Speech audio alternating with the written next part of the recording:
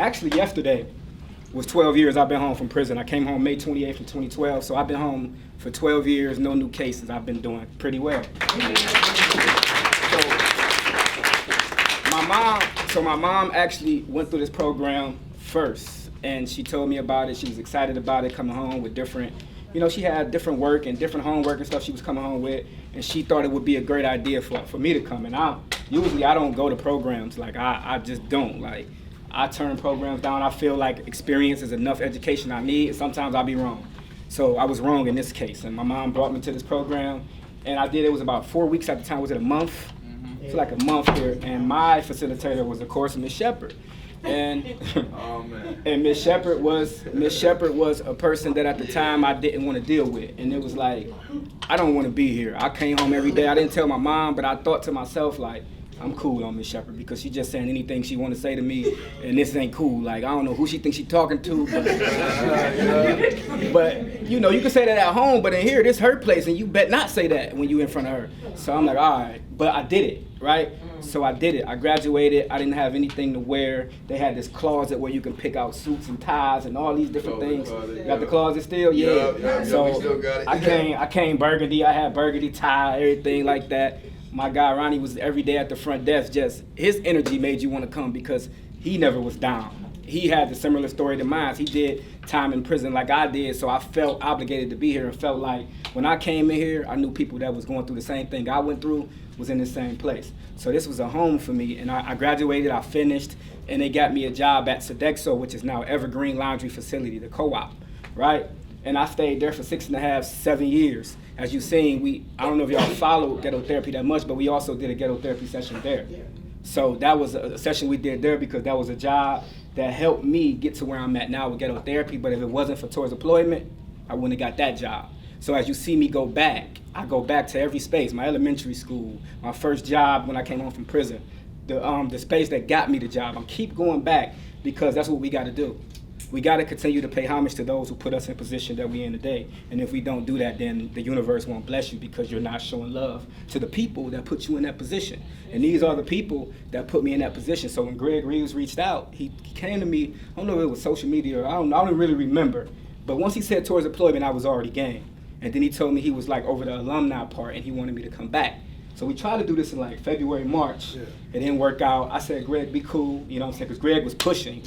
We're going to get Ghetto Therapy in here. I'm like, just be cool. Whenever it's time, it's time. So then he let me know it was going to be May 29th or whatever, where we both agreed, and that was Mental Health Awareness Month. So that was the universe, and that was perfect timing. And that was actually the day after I came home from prison. And I've been home for 12 years. So all of it kind of worked out to be that. So yeah, so this is the space. This is the space that helped me elevate, got me together for life, got me together to work in jobs because there's no boss, there's no manager, no supervisor tougher than Miss Shepherd. When I say that, I mean that. So everywhere I went, I was looking at bosses like, man, Miss Shepherd, I'm cool. Like I was good, so I was able to, kind of like, like gravitate to any space that I was in. And I elevated at every job I went to. I got a position. Even when I was in Sodexo Evergreen, I was elevated to the floor manager. Then I was driving a truck. The next thing you know, I got another job, and then I became a supervisor. And then I just kept moving up.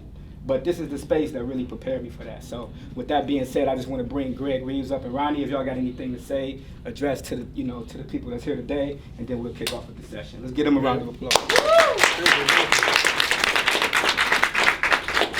Do we have any alumni in here? Any TE alums? Okay. So my name is Greg Reeves. I'm the coordinator of Alumni Collective. And I remember somebody had mentioned to me about Ghetto Therapy. I'm like, Ghetto Therapy? Like, sound like some type of raggedy rap group, right? But I look on IG because most of the people that I deal with in my life are true. They're not just going to say something to me to be saying something to me. And once I got on IG, and then I had to go to YouTube, and I'm like, I got to get this dude. I had no idea he was an alumni. It wasn't until I had a discussion with Ronnie about bringing Ghetto Therapy here, I found out not only was he an alumni, his mother was an alumni, his auntie, his brother, and I'm like, oh my God. Yeah, so I grabbed both of them. She spoke at one of our classes yesterday. And then I'm like really honored to have you all here at Towards Employment today. Like he said, it took a while, and I was getting frustrated because when my mind goes to something, I'm really like amped up, ready to go. But I'm glad this day is finally here. So, brief thing about, they pretty much said everything about towards employment, but let me add my little piece. We do, as much as we helped the Patton family and others get on their feet, they help us too. The services that Tracy provide right now, the ghetto therapy that Walt provides, is something that we still need here. Our participants come here. But we do we ain't trying to get nobody a job. You pass 50 jobs on your way here. We're trying to get you a career. We're trying to get you training. We're trying to get you doing something that you're gonna show up to on time every day and enjoy it until you get something even better. That's our goal. And we wanna give you other things. Like me as an alumni coordinator, I wanna help you elevate. It's actually Alumni Advancement Collective. We always forget the word advancement, but it's all about advancement, not just on your job, but in leadership and civic engagement and community service, all those different areas. I try to help you elevate.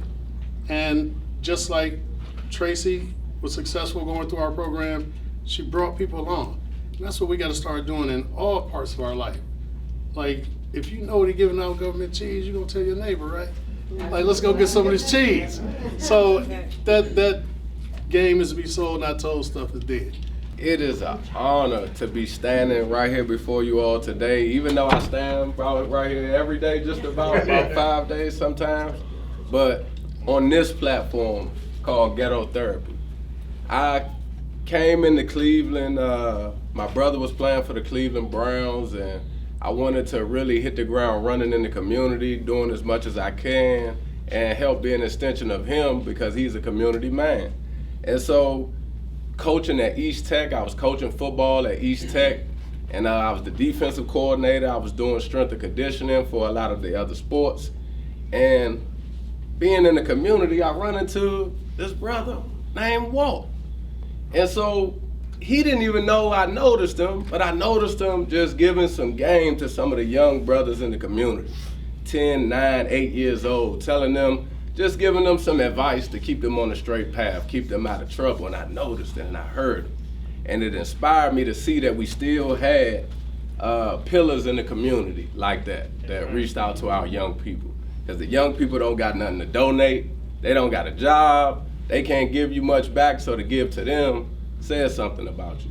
So I always kept my eye on that brother for some time, and little did I know that it'll be a short amount of time before we end up linking up and meeting up, serving in the community, doing things for young people. So I always extended myself to him, and he always extends himself and answers every invitation.